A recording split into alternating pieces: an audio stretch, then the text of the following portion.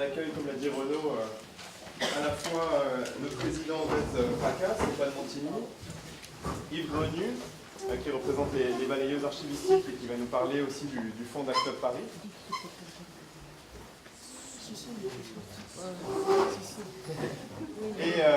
Et donc les personnes des Archives nationales, Catherine Méraud et Vanessa Sozoli. Donc Françoise, elle va faire une petite introduction pour parler justement, en complément de ce qu'a dit Stéphane, de la manière dont les archives ont été collectées lors de l'enquête collecte SIDA au MUSEM. Et puis tout ce débat sera modéré par Fabienne Tirand, qui est l'archiviste du MUSEM.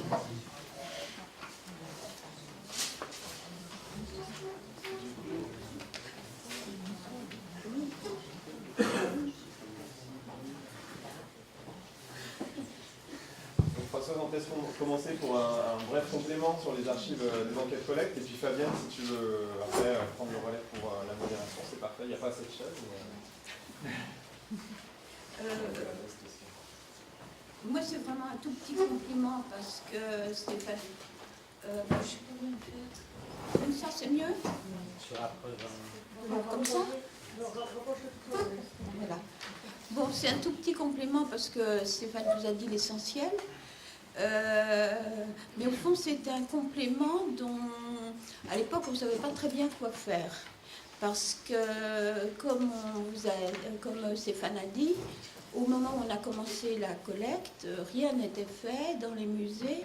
Et à notre connaissance, mais on ne connaissait pas tout, rien n'était fait non plus au niveau des archives. Donc, il vous a dit comment on a travaillé, c'est-à-dire on a pris ce qui nous était donné. Et les gens ne faisaient pas nécessairement de distinction entre ce qui était objet ou ce qui était archive. Et puis aussi, ils étaient pris dans l'urgence, des déménagements ou autres, donc il y avait des choses qu'ils estimaient importantes. C'est ainsi, par exemple, que Aide Provence nous a fait un don, qui était un don de fresques et une statue, et puis est arrivé, en même temps que le don par les déménageurs, donc, une partie des archives magnifiques, en carton, très bien classées. C'est vrai que c'était magnifique. Mais on s'était dit, mais ce n'est pas des objets. On en parlait, c'était le musée des ATP. On en parle à l'archiviste à l'époque, enfin la documentaliste à l'époque, qui dit, qu'est-ce que vous voulez que je fasse de ça? Et au moment du déménagement, on a dit, bon, ben, on dit, il y a une documentation annexe. Et puis, on met, alors je ne sais pas parler en termes de mètres de rayonnage, mais on a toute une documentation annexe où il y a aussi bien des comptes rendus des ressourcements des sœurs que ces fameuses parties d'archives de aide, des photocopies qu'on a faites aussi parce qu'on nous disait on ne peut pas vous donner ça parce qu'on les a en un seul exemplaire, mais si vous pouvez faire des photocopies. Donc on a fait des photocopies. Et on ne pouvait vraiment pas les faire accepter par le comité d'acquisition des objets parce qu'on a été assez loin pour faire admettre que des tracts tachés de sang factice, par exemple, avec des traces de semelles des gens ayant marché dessus, c'était des objets. Donc déjà, on avait du mal.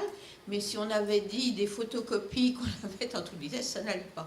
Donc, on a toute cette documentation annexe qui a déménagé, qui est là, et dont j'espère bien qu'on décidera quoi faire, parce que je crois que c'est quelque chose qui va avec les objets et qui est essentiel.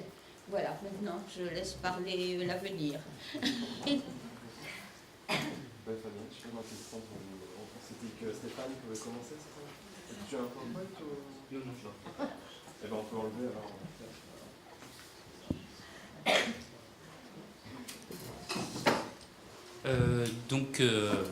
Merci de laisser, en tout cas de nous permettre d'avoir une place de parole en tant que représentant d'une association de patients. Et donc moi je suis un volontaire de l'association, je suis président pour Aide en PACA. Et Bernard Vallon, qui était une personne qui avait été missionnée il y a quelques années sur ce travail-là de lien avec les archives et de mémorisation, enfin en tout cas de mise en mémoire de toutes les productions que l'association a pu produire depuis 30 ans, plus de 30 ans maintenant, puisque l'association a été créée en 84 et donc elle a produit beaucoup d'éléments et qu'on en produit encore beaucoup. Donc je prends la parole au nom de toutes les personnes qui ont pu œuvrer, en tout cas dans l'association, donc ces dernières années. C'est bon pour... Tout le monde entend? Non? Ouais. Et donc du coup, voilà, il peut y avoir des éléments qui peuvent être complétés par des personnes qui ont une mémoire beaucoup plus fine et précise, et qui sont dans cette salle aussi, et parmi les personnes qui sont ici à cette table. Juste quelques grands points de repère par rapport au travail qui a été engagé dans Aide par rapport à ce travail-là de mise en mémoire. C'est pas apparu tout de suite, alors peut-être beaucoup moins rapidement que par rapport à ACT UP, au niveau de la façon de pouvoir archiver, organiser et renseigner cette mémoire. C'est apparu en particulier donc, vers 1999, à partir du moment où on était sorti de la période, on va dire, d'urgence, puisqu'il y avait l'arrivée des trithérapies, bien évidemment, et que du coup, on n'était plus dans cette période de cendre, on va dire, comme il est parfois dit de cette période-là, et qu'on pouvait avoir un temps, en tout cas, un regard qui pouvait se porter sur ce qui avait été engrangé et produit comme élément. Et puis, il y avait aussi la disparition de personnes et de personnalités de l'association ou qui étaient... alliés à l'association, Jean Le Bitou, Christiane Marty-Double, qui étaient des personnes ressources, des personnes qui ont cette mémoire aussi, et que effectivement se pose la question de savoir voilà, comment est-ce qu'on fait pour ne pas perdre toute cette mémoire dans l'association, et comment on pourrait la valoriser. Donc à ce moment-là, effectivement, au niveau du conseil d'administration, il y avait une direction qui avait une oreille à ça, et qui a impulsé aussi un travail au travers d'Olivier Denoux particulièrement et Alain Legrand, pour impulser, on va dire, une dynamique de travail en lien avec les archives nationales, pour essayer de faire en sorte qu'il y ait une pérennisation de cette mémoire. Et pour le coup, il y a eu plusieurs notes qui ont été faites au niveau du conseil d'administration de l'association et qui m'ont été transmises par Bernard Vallon et qui permettent de tracer un petit peu ce travail-là, de voir aussi que ce travail ne s'inscrit pas seulement dans un bénéfice d'une mémorisation de ce qui est fait dans Aide, mais dans un esprit de partage et de travail aussi autour de ces éléments produits. C'est-à-dire qu'il ne s'agissait pas de faire une mémoire pour être conservée à l'abri des regards, mais partagée. Et donc il y avait trois grands axes, en tout cas, de travail autour de cette conservation, à la fois donc un domaine de recherche et de pouvoir mettre à profit toute cette documentation pour pouvoir faire un travail de recherche actif en lien avec les archives. Donc pour le coup, ça pourrait être un point qui va être repris, puisqu'il ne s'agissait pas de concevoir un travail de recherche sans qu'il y ait aussi cet archivage. Un axe lié à l'édition, c'est-à-dire de pouvoir recueillir des témoignages, et notamment de Daniel Defer, qui est le fondateur de l'association et qui est toujours parmi nous. Donc ça, c'est aussi une trace précieuse et qui continue à être entretenue, en tout cas, des liens très très réguliers entre Daniel Defer, l'ensemble des militants, et ça, c'est un point aussi qui montre que cette mémoire est vivante, on va dire, dans l'association et qu'elle est entretenue. Donc une série de productions et d'écrits et de recueils de témoignages, à la fois donc de personnalités dans Aide et aussi des militants, c'est-à-dire que ça peut être des personnes inconnues, en fait inconnues en tout cas, pas des leaders qui ont été connus au niveau médiatique et dans le combat, mais toutes les personnes qui ont pu porter une partie de cette histoire dans Aide. Et puis l'idée, toujours on va dire en attente de réponse, de pouvoir avoir un centre de ressources qui puisse accueillir une partie aussi des documents et qui fasse, on va dire, voilà, un ancrage dans un lieu emblématique, si c'est possible, en tout cas, d'avoir un endroit qui puisse recueillir à la fois des archives de l'association, mais pas que, puisque je crois qu'il y a eu des rapprochements aussi avec ACT UP, pour qu'il puisse y avoir des éléments qui soient partagés dans cet endroit.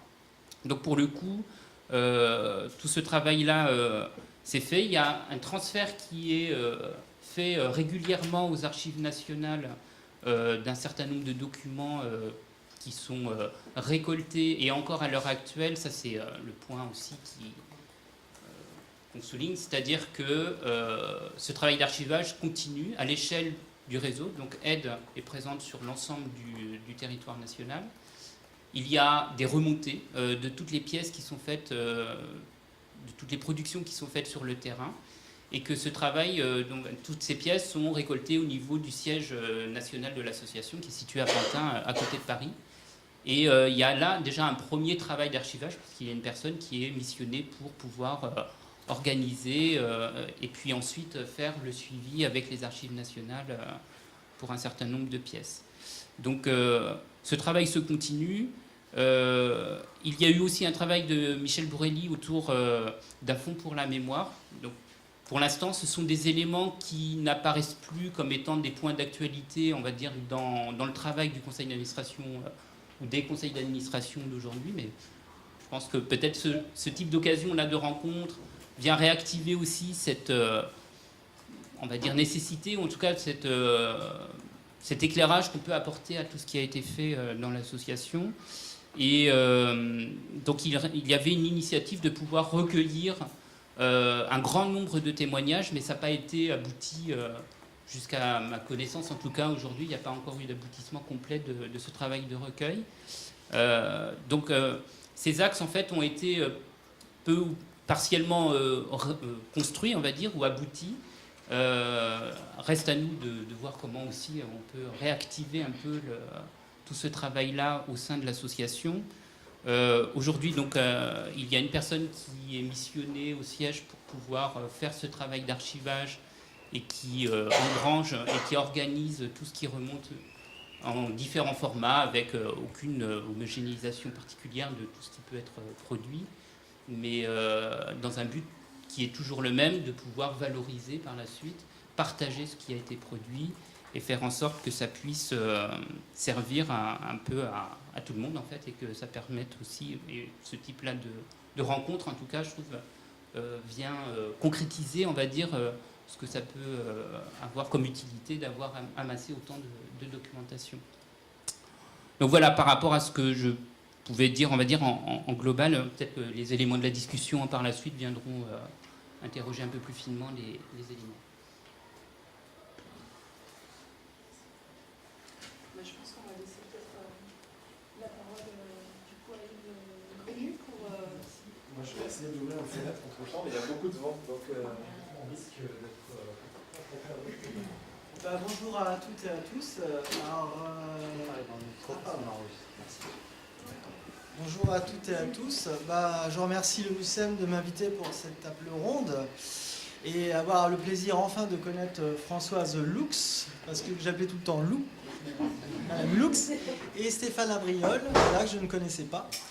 Et à cette occasion, de pouvoir exprimer sur justement la complexité du transfert des archives d'ICTOP dans les institutions de notre pays. Moi, je suis arrivé à ICTOP, alors je connais ICTOP depuis 1998, mais je suis arrivé en tant qu'archiviste à ICTOP en novembre 2006, qui était qui s'appelait alors le GAD, le groupe Archives et Documentation, qui avait été mise en forme, on va dire, plus sérieusement par Sabrina Garnier et Daniel Germain, qui avaient donc mis un système de lecture des archives qui s'appelle Archibald, qui ne fonctionnait plus lors de mon arrivée. Et suite au décès de Daniel Germain, Sabrina Garnier ne tenait plus trop à s'occuper des archives, et donc j'ai repris le flambeau jusqu'en avril 2014, le jour où j'ai remis ma démission en tant que responsable des archives d'ICTOP. Donc pendant ces années-là, tous les week-ends, les samedis, parfois les vacances et les jours où je ne travaillais pas, je m'attelais à faire un inventaire des archives et à faire un tri dans des éléments qui étaient en grande partie absolument pas classés. Est arrivé donc les problèmes financiers d'ICTOP qui ont fait que durant ces années, moi je me souciais plus bien sûr des archives, de la lutte contre le sida, mais les problèmes financiers d'ICTOP ont accéléré, disons, ma décision de prendre un peu plus sérieusement la situation, alors que la plupart des actopiens et des actopiennes, en fait, pour eux, les archives étaient secondaires et n'étaient pas primordiales dans la lutte contre le sida.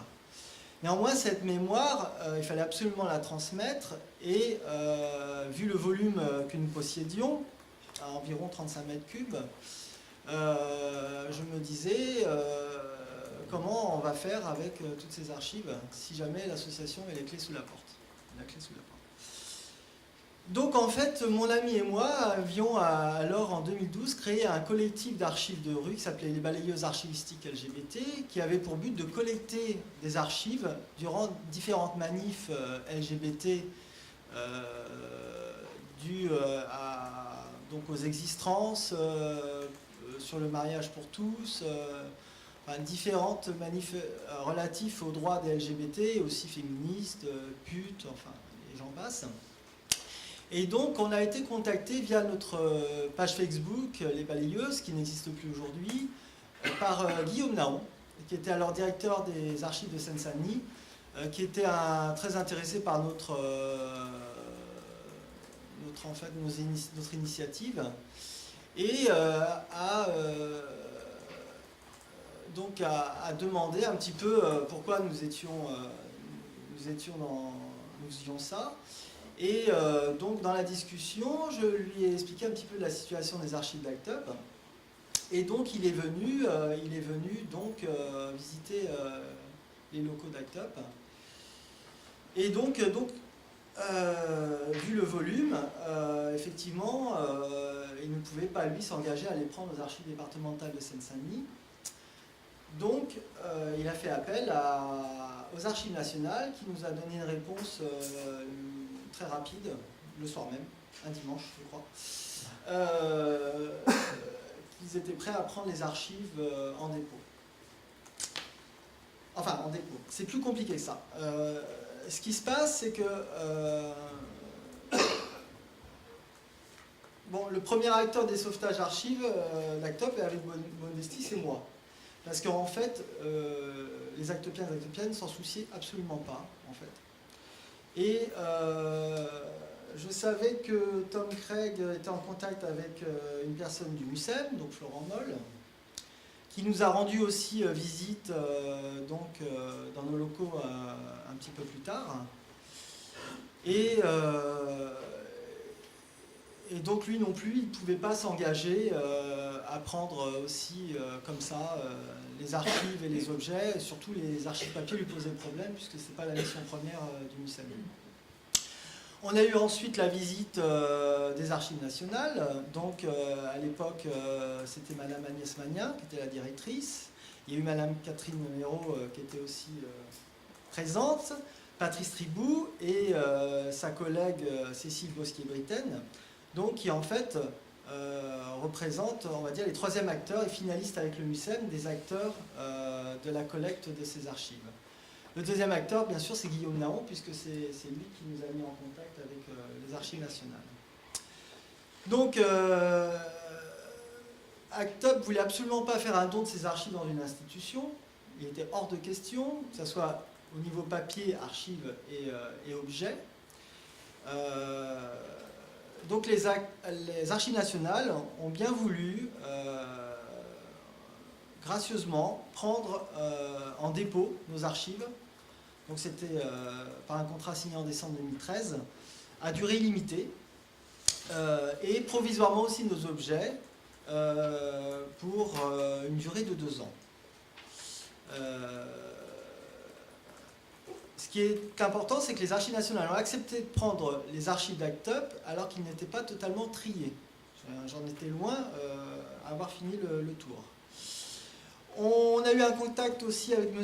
Zève Gourarier, qui était directeur scientifique des collections, qui lui nous avait proposé une convention tripartite entre les archives nationales, Act Up et le MUSEM, mais Act Up n'a pas donné de suite à cette démarche. Malgré tout, les archives appartenaient toujours à Act Up, et ce que j'avais peur, c'est en cas de liquidation judiciaire, que l'association perde le droit sur ces archives, que ceux-ci se retrouvent dispersés.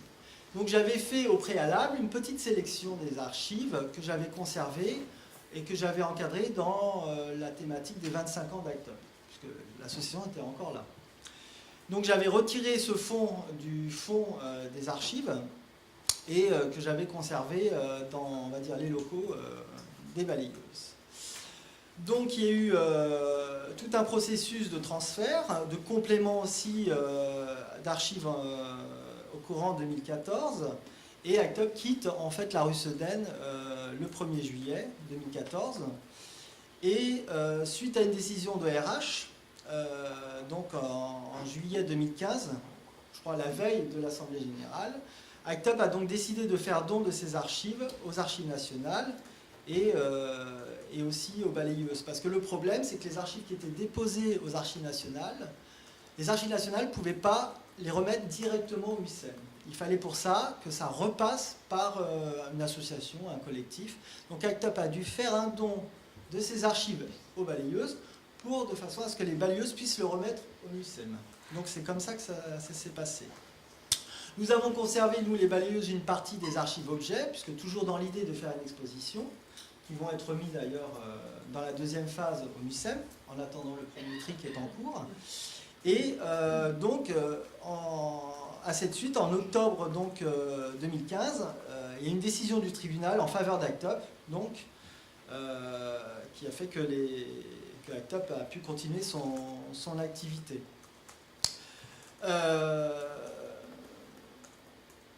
Je pourrais rajouter que l'avantage, ce qui est intéressant dans le MUCEM, c'est que le MUCEM n'exclut pas les archives papier de leur politique d'acquisition. Et ça, c'est très intéressant, puisqu'il y a des objets qui sont quand même très très liés à des éléments papier.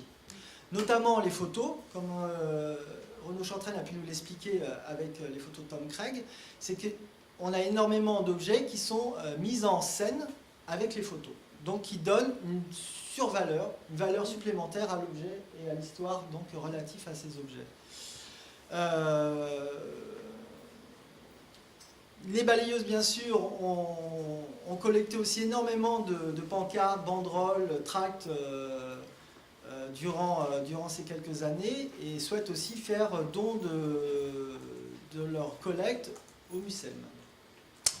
Voilà. Donc, les archives que j'ai conservées, enfin que les balayeuses ont conservées, ont permis aussi à documenter le film 120 battements par minute, l'effet 120 battements par minute, qui des fois me casse un petit peu les oreilles, mais je pense que, voilà, on se rend compte que ces objets, ces documents, eh ben, permettent aussi de créer des choses et raconter une histoire.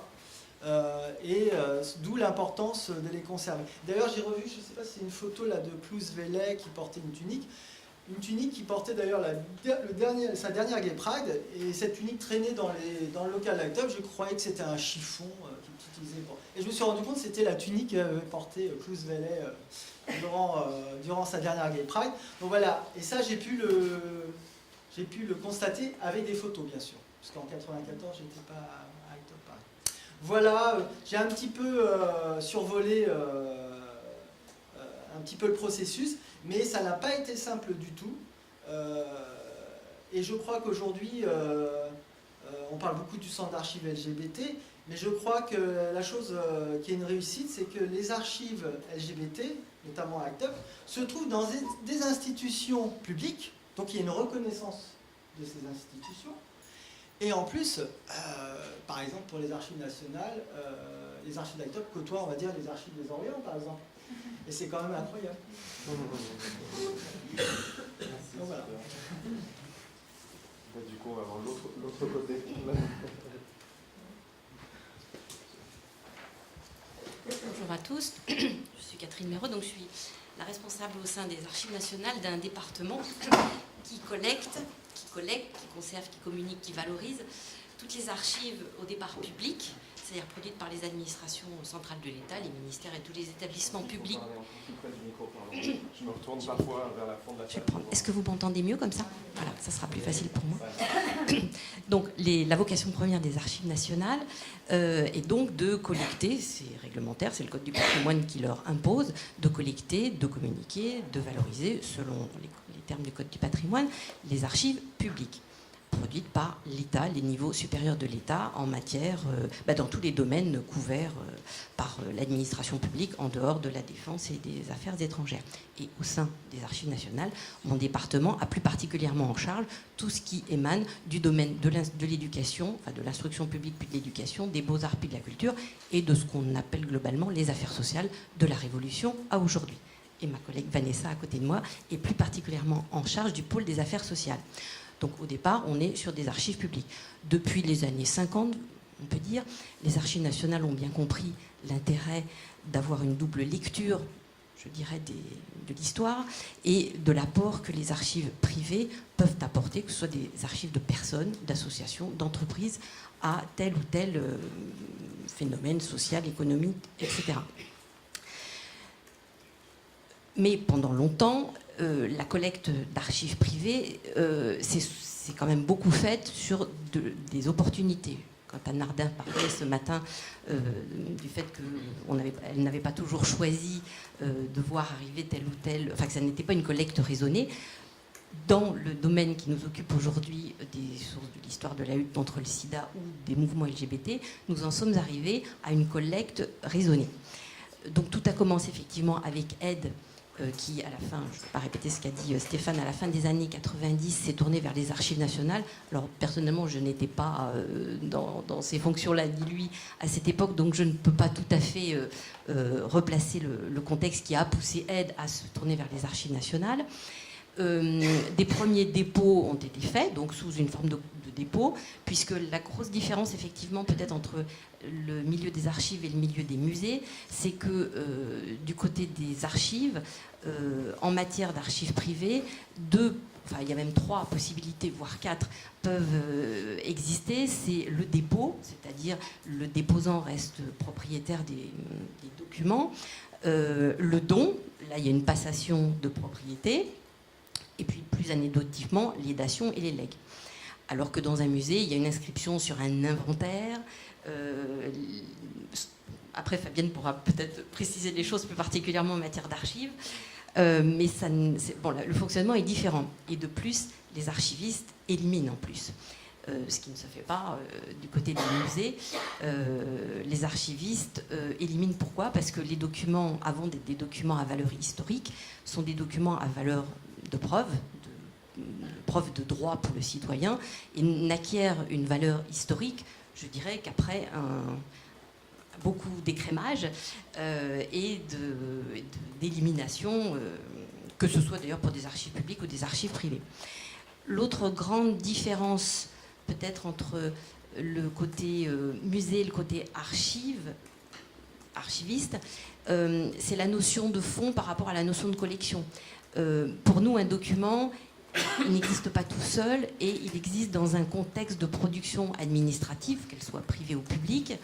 Et même si ça peut nous arriver de faire des acquisitions payantes, acheter des acquisitions de documents, de tel ou tel document qui pourrait compléter tel ou tel fonds d'archives, c'est vrai que la question qui s'est posée quand Act Up s'est tourné vers nous, c'est qu'effectivement, ce n'était pas 3 documents ou une sélection, c'était, semble-t-il, un fonds peut-être un petit peu incomplet sur les débuts de l'association, mais un fonds complet qui se présentait. Et c'était tout l'intérêt de ce fonds d'archives, en dehors de l'importance évidemment de l'association en elle-même. Mais la complétude du fonds était intéressante. Aide, on n'en est pas là, puisqu'il y a beaucoup d'archives qui sont encore conservées à Aide, mais c'est pareil, il y a une démarche générale de conservation, on va dire, de l'ensemble du fonds. Et puis, spécifiquement aux archives nationales, nous avons eu des éléments au début des années 2010-12 qui ont fait que nous en sommes là aujourd'hui. Nous avons eu un nouveau bâtiment, puisque nos sites de Fontainebleau et le site de Paris étaient saturés. Nous nous sommes réorganisés sur un plan administratif avec l'organisation que je vous dis aujourd'hui, avec des départements spécialisés et des pôles qui permettent d'avoir une spécialisation beaucoup plus grande sur telle ou telle thématique. Nous avons aussi beaucoup développé, je dirais pas beaucoup développé, nous avons développé ce qui existait très peu avant, c'est-à-dire les relations avec les milieux de la recherche, puisque nous-mêmes ne sommes pas un centre de recherche, nous ne sommes ni un établissement d'enseignement supérieur, ni un établissement de recherche, nous ne sommes même pas un établissement public administratif. Donc tous ces éléments nous ont poussés à développer dans un sens dont Aide avait été le précurseur, pour accueillir des fonds qui manifestement risquaient tout simplement d'être perdus. Et il nous paraissait inenvisageable qu'un fonds comme celui de l'association Act Up risquent d'être perdus. D'où notre engagement assez rapide une fois qu'on a fait un tour des lieux. On a vu aussi l'ampleur du travail à accomplir. Et pour les objets où nous avons tout de suite dit, effectivement, nous, ce n'est pas notre spécialité, tout simplement, non pas parce que nous ne croyons pas à l'intérêt de conserver les objets, mais tout simplement parce que nous sommes effectivement spécialisés dans les sources plutôt écrites, alors écrites, photographiques, etc., hein, audiovisuelles, disons, toutes sortes de supports, mais moins les objets. Nous ne sommes tout simplement pas équipés pour conserver des robes, des objets en plastique. Voilà, il y a tout simplement une question de compétence. Mais nous nous étions dit au moment de notre réorganisation, il faut promouvoir, puisque Ed, de son côté, souhaitait également recommencer un partenariat plus étroit. On avait refait une convention. Et c'est comme ça qu'à la fin de 2013, donc nous, ça faisait un an à peine, qu'on découvrait nos nouveaux champs d'action. Nous avons organisé une journée d'études en partenariat avec Ed autour des sources de l'histoire de la lutte, des sources d'archives sur la lutte contre le sida, à partir de l'exemple d'Ed, en nous disant, la question n'est pas de vouloir collecter tout, c'est absolument pas le sens de notre démarche, mais de sensibiliser en revanche les acteurs, que ce soit des associations, des militants, voire même certaines institutions parapubliques qui produisent des archives publiques qui devraient être versées mais qui ne le sont pas pour un certain nombre de raisons, de sensibiliser et de continuer à faire prendre conscience et à arriver à une sauvegarde quelle qu'elle soit. Hier, nous avions une réunion de préparation et ce que je disais, c'est que l'important, c'est surtout d'arriver à pérenniser cette conservation. Ça n'est pas de tout centraliser en un endroit, ce qui de toute façon aujourd'hui, même si la France a un fort goût de la centralisation, ça n'est absolument pas possible, tout simplement. Mais il faut avoir l'idée du professionnalisme et de la pérennité, je pense, en tête. Et à ce point de vue-là, le MUCEB est un des acteurs majeurs, ou les archives nationales, dans ce domaine. Peut-être que je peux vous passer la parole, Vanessa, pour justement donner les suites un peu de notre journée d'études du mois de décembre, évidemment, 2013, qui est en train de porter quelques fruits.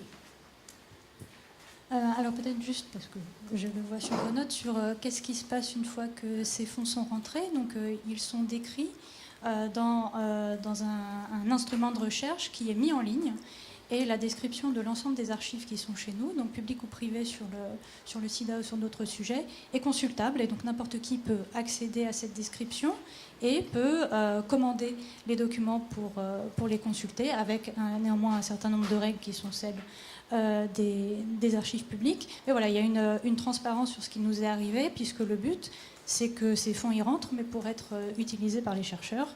Et c'est d'ailleurs ce qui se passe depuis que ces fonds sont entrés. Ensuite, donc, en collecte plus récente, on a reçu il y a 2 ans le fonds, un double fonds de l'association Psy-VIH d'IDSE et de Christiane Charmasson. Donc il est orienté psychiatrie, VIH et psychiatrie. Donc à la fois l'association d'IDSE en tant que telle, donc d'IDSE étant un psychiatre qui a été assassiné par un de ses patients, et du coup l'association a pris son nom. Et Christiane Charmasson, qui a été la première présidente de l'association d'IDSE et qui par ailleurs, après avoir quitté ses fonctions, a continué à travailler dans ce domaine, et qui donc a fait don de cet ensemble de documents. Donc on est vraiment là aussi, et elle a fait un certain nombre de recherches et d'études à la demande des administrations publiques, donc soit le ministère de la Santé, soit l'ADAS de Seine-Saint-Denis. Donc il y a vraiment toujours une complémentarité par rapport aux fonds publics que nous avons, qui permettent d'avoir une plus large vision sur ce qui se fait sur ces sujets. Et puis une entrée qui est sur le point de se faire, donc qui est en cours et qui est vraiment toujours dans la même logique. C'est celle de l'association dont on a vu certaines affiches tout à l'heure, qui est ARCAT, ex-ARCAT SIDA. Donc voilà, c'est vraiment toujours dans cette logique de montrer ce qui peut faire le complément des fonds du ministère ou de ses opérateurs. Et donc la la valorisation de ces archives-là. Donc la première, c'est la communication aux lecteurs, aux chercheurs, à toute personne qui veut d'ailleurs.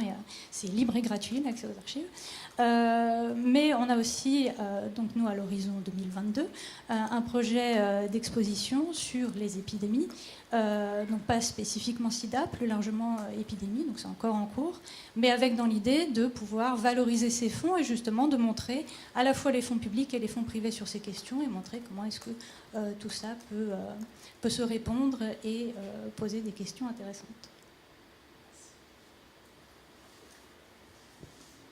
Alors, merci. Du coup, moi, peut-être, avant de lancer les débats, je vais peut-être revenir sur la question du statut des archives ou des objets qui s'est posé là plusieurs fois, et notamment aussi de l'entrée par rapport au musée. Donc effectivement, on a aussi les mêmes modalités d'entrée du côté des objets, mais bon, peut-être Marie-Charlotte, tu en parleras un peu mieux tout à l'heure si je suis pas assez précise.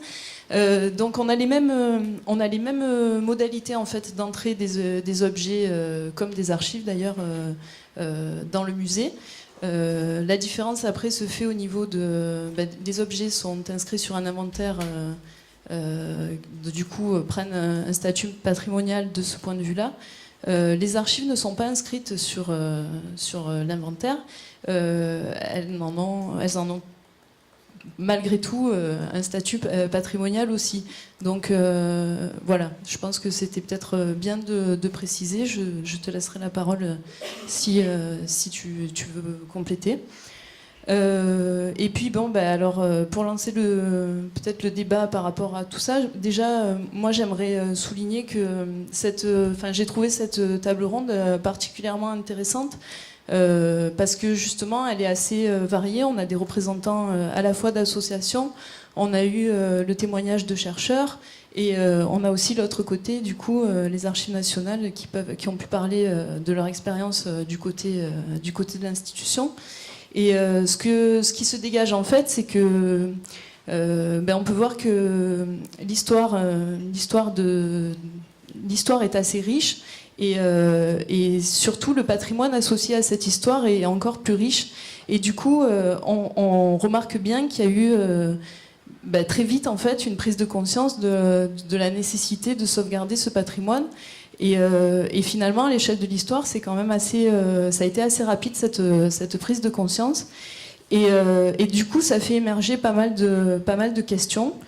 Alors, sur 2 points principalement, je dirais d'une part par rapport aux conditions de conservation et aux moyens de classement et justement de conservation de cette mémoire. Ça a été évoqué plusieurs fois, malheureusement, on commence à se poser des questions dans des situations d'urgence.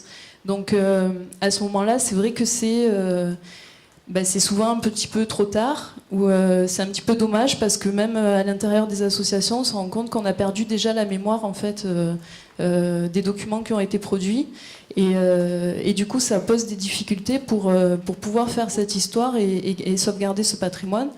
Et du coup, j'en viens au 2e point par rapport à cette conservation, c'est que cette conservation-là, en fait, elle est possible.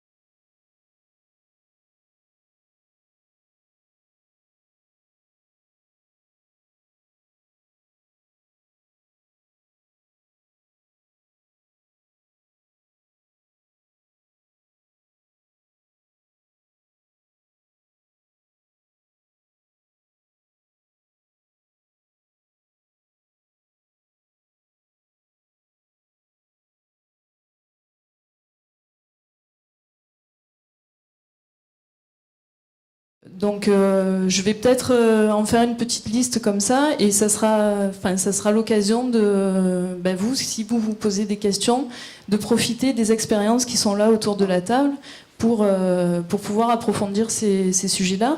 Donc on a bien vu, donc le statut des objets ou des archives voilà, se pose, mais aussi la question du don ou du dépôt, c'est pas la même chose. Le don suscite en fait un transfert de propriété, le dépôt ne correspond pas à un transfert de cette propriété, donc derrière ça n'engage pas les mêmes choses. On l'a vu aussi avec la question de l'ancrage en fait. Est-ce qu'il vaut mieux tout conserver dans un lieu unique où on met les moyens en commun et finalement tout à disposition sur place, ou est-ce qu'il y a des ancrages territoriaux en fait qui justifient que les choses soient conservées peut-être pas forcément dans un même lieu et du coup fassent émerger des spécificités. Et puis il y a aussi la question de l'offre en fait. Qu'est-ce que les associations qui produisent ces archives aujourd'hui peuvent trouver en face et du coup, effectivement, les archives, alors que ce soit les archives nationales ou les archives départementales, n'ont pas la même offre qu'un musée, puisque au sein du musée, en fait, on aborde les choses de manière plus globale, puisqu'on a une réponse, que ce soit en termes d'objets, mais aussi en termes d'archives, et puis aussi en termes de bibliothèque, c'est-à-dire que les ouvrages peuvent rentrer dans notre fonds de bibliothèque. Donc on voit bien que l'offre n'est pas la même en fait. Et un autre point à relever et à prendre en compte aussi, c'est peut-être aussi les moyens de mise en valeur de ces archives dans les institutions. Forcément, ça ne sera pas la même dans un musée que dans des archives. Et puis peut-être que les outils ne répondent pas de la même façon. Alors ça devient un petit peu plus technique, mais c'est vrai que un logiciel de métier collection n'a pas les mêmes fonctionnalités qu'un logiciel archive, et ça compte aussi pour la mise en valeur et la mise à disposition du public. Voilà. Et puis aussi en dernier lieu, l'articulation et la cohérence avec les fonds qui sont déjà présents dans les institutions. Parce que ça fait partie d'un message aussi, d'un message à donner en tout cas d'un sens à donner au don ou au dépôt qui est envisagé. Voilà, donc ça fait beaucoup de questions. Et à ce titre-là, c'est vrai que cette journée était vue par Florent et par Renaud pour ça, pour commencer à lancer le débat. Et ben voilà, c'est le moment. Donc.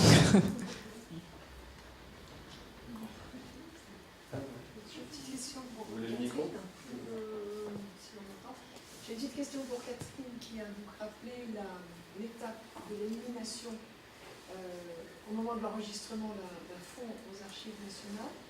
Voilà, vous faites un tri. Et je voulais savoir, est-ce que dans le cas du fonds ACTA, est-ce que vous avez procédé à cette élimination, à l'action d'élimination, du tri, et selon quels critères? Ça faisait partie des questions qu'on s'était posées en amont, bien sûr, puisque on se doute bien que quand on récupère tous les documents qui se trouvent dans un local, on va y trouver beaucoup de choses qui... Alors, c'est le jargon archivistique, mais c'est jamais qu'une donnée finalement que tout le monde utilise, qui ont passé donc leur DUA, leur durée d'utilité administrative, mais qui, je dirais, sur le long terme, ne présentent pas un intérêt. C'est très subjectif ce que je dis, parce que l'élimination et la sélection de documents qui peuvent être utiles à la recherche ultérieurement, c'est un vaste sujet dont je pense qu'on ne fera pas le tour aujourd'hui et dont on ne va pas faire le tour très prochainement non plus, mais un document il est toujours utile à un moment ou à un autre à un chercheur, on peut dire. Après, il y a une question de réalisme, de principe de réalité, qui est que un maître linéaire coûte cher, un archiviste coûte cher, et que de toute façon, on ne peut pas tout conserver. Donc on avait pensé qu'effectivement, on aurait un certain nombre d'éliminations à faire. En fait, on n'en a pas eu tant que ça, et d'ailleurs, on l'avait prévu dans la convention de dépôt, qu'on faisait notre travail de tri, de classement, et qu'on proposait à l'association de toute façon ce qu'on proposait à l'élimination, ça c'est minimum. De toute façon, même pour les archives publiques, on n'élimine pas comme ça. On élimine quand c'est des choses qui ont déjà été versées chez nous. On dit, ça, on veut l'éliminer, mais on demande l'accord du service producteur. Si un service producteur ne veut pas éliminer, il peut toujours reprendre. inutile de vous dire qu'il ne le fait rarement, mais disons qu'on vous avait proposé, c'est ça, de reprendre. Oui, en fait, ce qu'il y a, c'est que j'ai moi-même, donc tout ce qui va au pilon, en fait, puisque les archives n'étaient pas triées, il y avait des doublons et ça. Le pilon, pardon. En fait, le pilon, j'ai demandé à revoir entièrement les DIMAB qui allaient au pilon, en fait. Donc j'ai passé une journée entière à revoir toutes les archives qui allaient au pilon. Et j'ai récolté à peu près un petit tas comme ça de documents qui pour moi étaient intéressants au niveau de dates, au niveau d'éléments, pour justement identifier des objets par exemple ou des événements. Alors c'est vrai que dans ce qu'on avait proposé à l'élimination, il y avait beaucoup de doubles. Donc c'est des fausses éliminations, enfin je veux dire, mais comme justement ça rejoint les collections bis, voilà, on se disait que ça pouvait très bien servir à d'autres, dans d'autres usages, plutôt que de les éliminer, c'était beaucoup plus simple de vous les redonner, mais on a fait le choix effectivement de conserver en fait presque tout, alors peut-être quelques documents comptables qui se retrouvent. Je pense qu'on va peut-être pas rentrer dans les détails tout de suite. On a déjà un peu empiété sur l'heure, donc on a 6 minutes de questions pour après essayer de... Désolé, c'est un peu réduit. Donc il y en a 3. Il y avait Christian ici et là après. Christian, merci. Ouais. Oui, à partir d'une expérience un peu différente, qui n'est pas celle du SIDA, mais qui est... moi, je suis Christian Deleuze, Mémoire des sexualités. Donc, c'est une longue expérience militante homosexuelle plutôt. Hein. Mais il y a plusieurs éléments qui jouent. Enfin, je veux dire, vous êtes en train de soulever plein de sujets à la fois qui sont vraiment intéressants, qui sont pourquoi on met du temps à comprendre qu'il faut rassembler la documentation. Pendant toute une série d'années d'engagement militant, je pense que ça a été la même chose sur les questions du SIDA, mais moi je l'ai vécu avant. Évidemment, on ne collectait pas. On était tellement dans l'action et en plus on est dans une époque où l'homosexualité est tellement écrasée, tellement interdite, tellement prohibée, tellement etc. que on est sur d'autres urgences et les FADA qui ont l'idée de collecter, c'est une autre, ils sont sur une autre planète. Donc il y a un gap entre mémoire et collecte, et archives et histoire.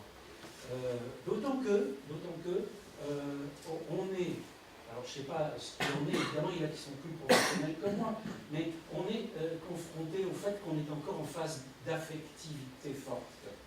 Donc on peut difficilement avoir le recul nécessaire, avoir l'analyse nécessaire, etc. Et aller à la recherche, par exemple, d'interviews, de collecte auprès de personnes avec lesquelles on est plus ou moins en froid. Enfin, c'est toute une histoire de fou, hein. C'est très compliqué. Bon, là, je voudrais citer un exemple qui est lu en ce moment.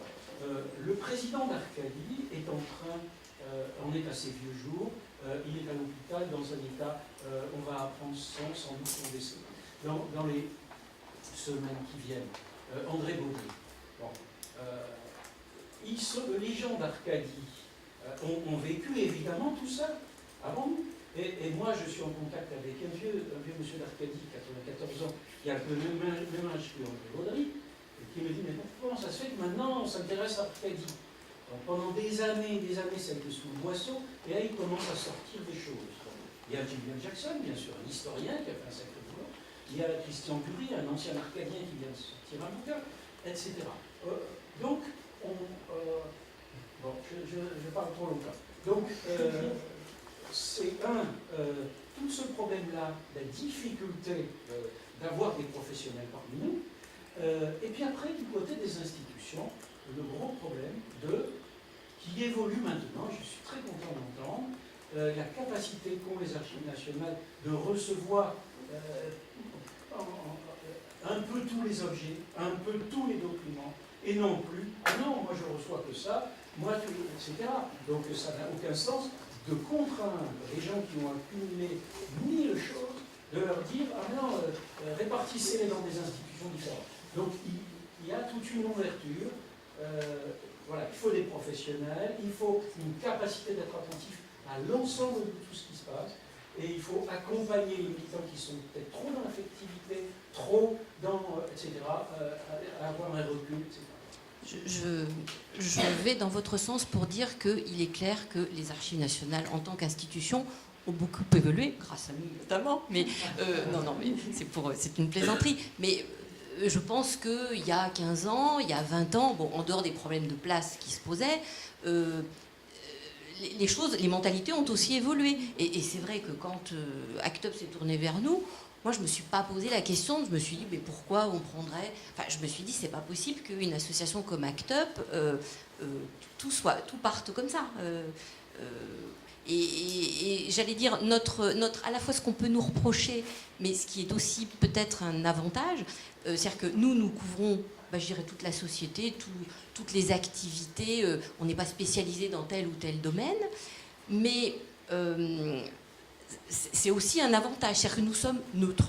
Nous n'avons pas, enfin moi j'estime que j'ai pas à apporter de jugement, comme dans un autre domaine, on a aussi bien les archives des résistants que des collabos, vous voyez.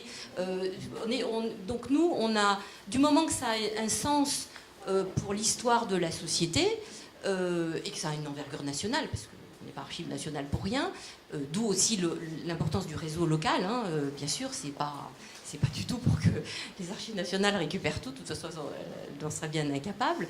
Mais c'est important, cette nouvelle prise de conscience. Et puis l'utilisation des nouvelles techniques aussi, c'est-à-dire qu'on peut numériser des fonds, on peut recevoir la copie dans une autre institution et partager aussi des connaissances. Enfin, c'est des logiques de métier qui maintenant sont admises, qui n'existaient peut-être pas il y a quelques dizaines d'années, mais aujourd'hui... Et puis, moi, je rajouterais qu'en fait, on n'est pas capable, nous, archivistes, de travailler tout seul sur ces sujets, au même titre où, quand on travaille à l'intérieur des institutions avec des agents, on n'est pas spécialiste de la question. Donc, on a vraiment juste un regard d'expert en tant qu'archive professionnelle. Et on ne peut pas travailler sans l'apport, la connaissance du producteur, en fait, parce que c'est vraiment un travail qui se fait, qui est concomitant. Et qui se fait dans les détails, comme on l'a vu avec ce qu'a présenté Renaud, c'est-à-dire les thésaurus qui doivent être alimentés, c'est des détails, mais sur lesquels nous, on n'est pas compétents seuls, quoi. Et juste pour compléter aussi ce que vous disiez, Monsieur Deleuze, en fait, Monsieur Baudry, avec lequel nous sommes en relation depuis quelques années, pas directement forcément, puisque il est effectivement en fin de vie, mais a fini par nous donner tout le peu qu'il possédait encore. Mais du coup, ça a réveillé certains. Julia Gladstone va du coup rapporter de Londres les archives que André Breton lui a dit qu'il voulait donner absolument, et ça va constituer un ensemble très intéressant sur effectivement un mouvement qui a failli perdre, non pas toute mémoire, mais toute trace écrite et pas que écrite, puisqu'il y a aussi des enregistrements de ces discours. Nous sommes en cours de traitement là pour ça. Je voudrais juste rajouter, c'est que moi, mon idée de faire un don aussi, que les archives tombent dans le domaine public, parce que privé, pour moi, c'était l'équivalent de peut-être être vendu, dispersé, ça, voilà. Au moins public, il y avait moins de cerises, même si j'ai vu une exposition dernièrement aux Archives nationales qui était très intéressante, qui était l'expérience du chaos, destruction, spoliation et sauvetage d'archives 1789-1945. Et c'était très intéressant parce que ça montrait que même dans une institution publique, les archives étaient toujours menacées. Mais il y avait toute une espèce de mise en place pour justement ce sauvetage. Mais attention, oui, mais voilà, mais c'était intéressant quand même. Mais ce qui, moi, m'a donné aussi l'idée que ces archives aillent dans le domaine public, c'est aussi grâce au MUSEM, parce que c'est la collecte précurseur que vous avez faite sur les archives d'ACT UP pour ACT UP 2004 et 2006, voilà, pour ce qui nous concerne. Oui, alors c'était 2004, pas bon. Et en tous les cas, j'avais toujours en coin de ma tête le MUSEM, ouais, c'est sûr. Merci. Il y avait encore deux questions, enfin il y a deux questions en tout cas déjà.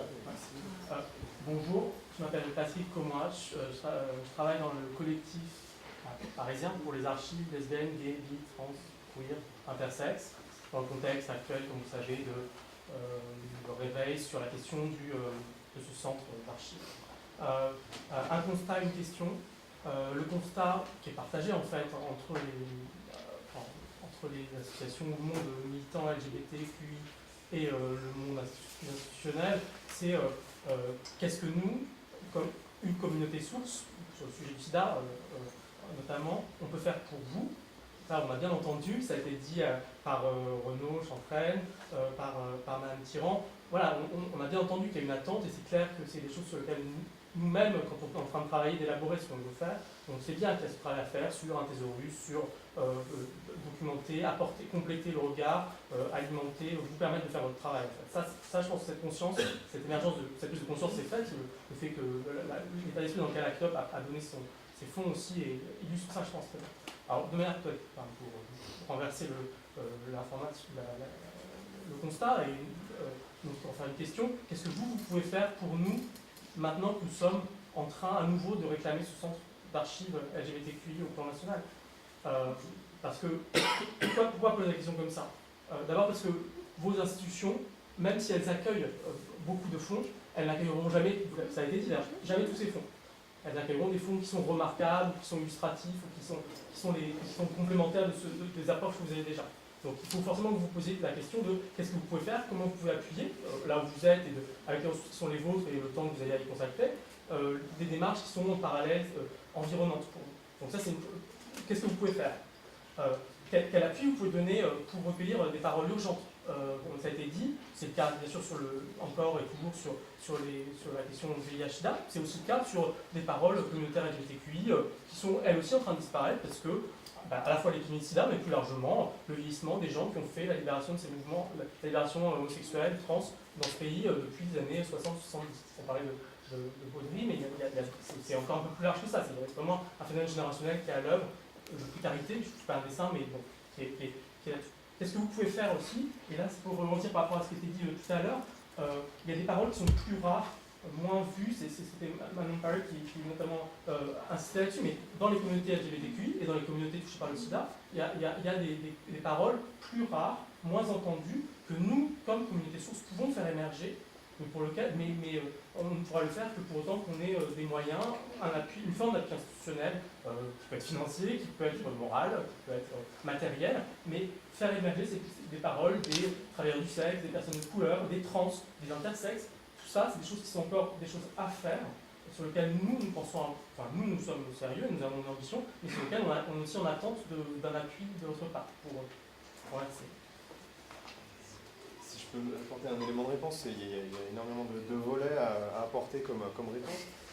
Pour la partie objet, avant la partie archive, peut-être que vous aurez des réponses également, mais pour ce qui est de la partie objet, par exemple, ce qu'on collecte, nous, on a pour vocation de valoriser ce fonds et de le faire vivre, autant que faire se peut. L'idée, c'est pas qu'il soit dans les réserves ad vitam aeternam. Enfin, c'est vrai, il faut le conserver, mais aussi il faut le faire vivre.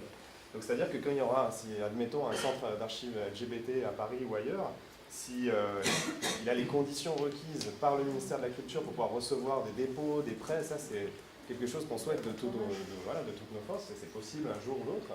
Ensuite, il y a dans la collection un petit détail important qu'a mentionné Stéphane, cette collection BIS de 3000 objets qui ont un statut un peu intermédiaire et qui nous permettent de les utiliser en dehors justement des champs imposés par le ministère de la Culture. Et depuis 2013, on a une nouvelle circulaire, donc je vous passe les détails, mais enfin c'est très administratif, on a une nouvelle circulaire dans le monde des musées objets qui nous permet d'utiliser ce qu'on appelle le matériel d'étude, c'est-à-dire de ne pas inscrire les objets à l'inventaire patrimonial et faire d'eux des objets inaliénables et incessibles, mais faire des objets qui sont conservés de la même manière, mais dont les possibilités de prêt et de dépôt sont plus souples. Donc on peut, pour les collectes à venir, réfléchir de cette manière-là. Ensuite, le deuxième élément de réponse, peut-être Sandrine, tu vas prendre la parole après moi, mais on a, nous, dans ce projet-là d'études et de valorisation de ce fonds SIDA, l'idée et la conscience aussi de se dire qu'il faut compléter le fonds, notamment par des archives orales. Donc là, on est en train de réfléchir, on va en parler aussi demain. On essaye justement de trouver des fonds et de mobiliser des énergies pour justement collecter les témoignages oraux qui n'ont pas été collectés pour le moment. Et on le fait sur l'histoire de la lutte contre le sida aujourd'hui. C'est une première pierre, un premier objectif. Et après, ça ne nous empêche pas aussi d'avoir d'autres campagnes, disons d'autres programmes d'enquête collecte sur d'autres sujets comme celui des mémoires LGBT. C'est un premier élément de réponse, je ne sais pas si tu veux compléter, puis peut-être en archive aussi, j'imagine que, je ne sais pas comment ça fonctionne, les dépôts par exemple, est-ce que c'est possible de redéposer dans un autre centre aussi des archives qu'on aurait conservées nous, au MUSEM ou aux archives nationales par exemple, ça c'est une question. peut-être Sandrine répondre avant. Ouais. Juste autour de la question des limites et des absences qui a été bien présentée ce matin et qu'on a eu dès le premier comité de suivi à laquelle on a eu à faire face, puisqu'il était évident qu'au-delà des invitations larges qu'on avait lancées, il y avait déjà des absences au premier comité de suivi. Et donc cette question s'est posée très vite sur comment effectivement faire par rapport à des paroles qui n'existent pas, des objets qui n'existent pas.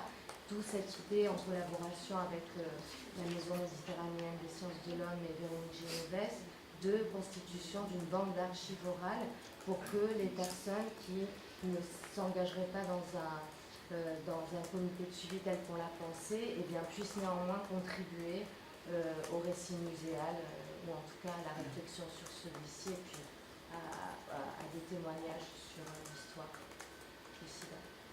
Tu veux répondre ? Oui, moi je voudrais juste dire, alors c'est complètement, c'est une autre façon d'aider aussi. Alors pour notre part, ça sera sûrement pas au niveau national, mais en tout cas au niveau des associations locales, ce qui est possible aussi d'envisager, et ça, j'en parle d'une expérience précédente sur un poste précédent. On avait mis en place des formations en fait auprès des associations. C'était des formations de quelques heures en fait, qui permettaient de leur expliquer un petit peu les principes de base de la conservation et du coup de les accompagner en fait dans la possibilité en fait de classer leurs archives, de les conserver sur place et de les mettre à disposition sur place s'ils en avaient les moyens. Donc on peut aussi envisager ce genre d'accompagnement en fait auprès des associations. Ouais.